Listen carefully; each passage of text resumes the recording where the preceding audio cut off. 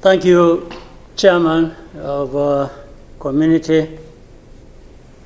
I want to associate myself with what has been said, especially what our sister President Samia Suluhu has just mentioned. But before that, let me raise a couple of questions maybe to guide us. I don't know if that is possible. One, is there anybody among us who did not see this coming? I for one, I saw it coming to be where we are now.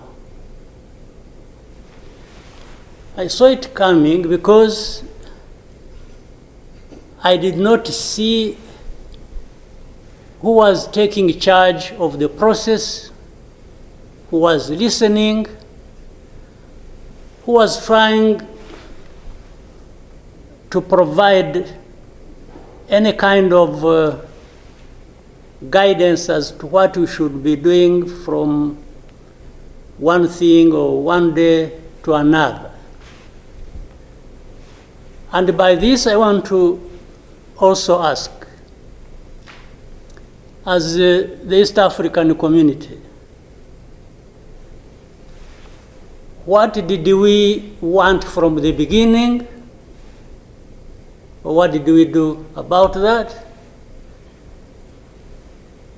What are we doing now? And what do we want to do for where we want to go? Because exactly like President Samia has mentioned, if it is talking about problems and defining them, and I think we have been very eloquent. We have talked about all kinds of things. But when do we match what we are saying and what we are doing so that we get to what we want? When do we come to that? I haven't seen it. President, I asked last time in our meeting, the last summit, where is East African community, or does it exist? And exist for what?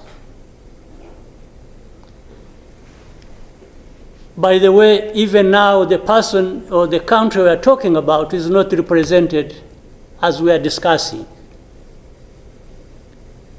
And it is supposed to be, the country is supposed to be part of East Africa, but nowhere to be represented. So I'm not sure what bearing what we are discussing has on what happens in the process of finding a solution in this country. I'll move on.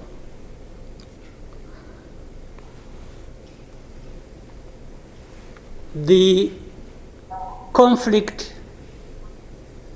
that was created from the time we had the East African community get involved in trying to help in Congo, and later on when the East African force was trying its best and we are seeing progress,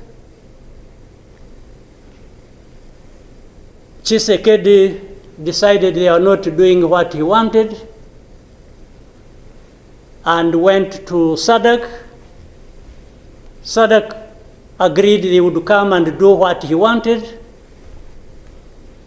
and sent everybody packing. And that we complied and kept quiet. What really did we expect to come out of this? Now, worse still, I think even in East Africa itself, ourselves, maybe we have different understanding of what the problem is, and we have never come together to agree or even disagree and find a way to come together finally to do what we ought to do to deal with this problem. Or we simply decided, each country, to move on its own with a different agenda arising out of involvement or whatever in Congo, and that was enough. If your interests were catered for by Tshisekedi, that was fine, even if the others' interests or concerns were not taken care of. You can imagine, therefore, what chaos comes out of that kind of situation.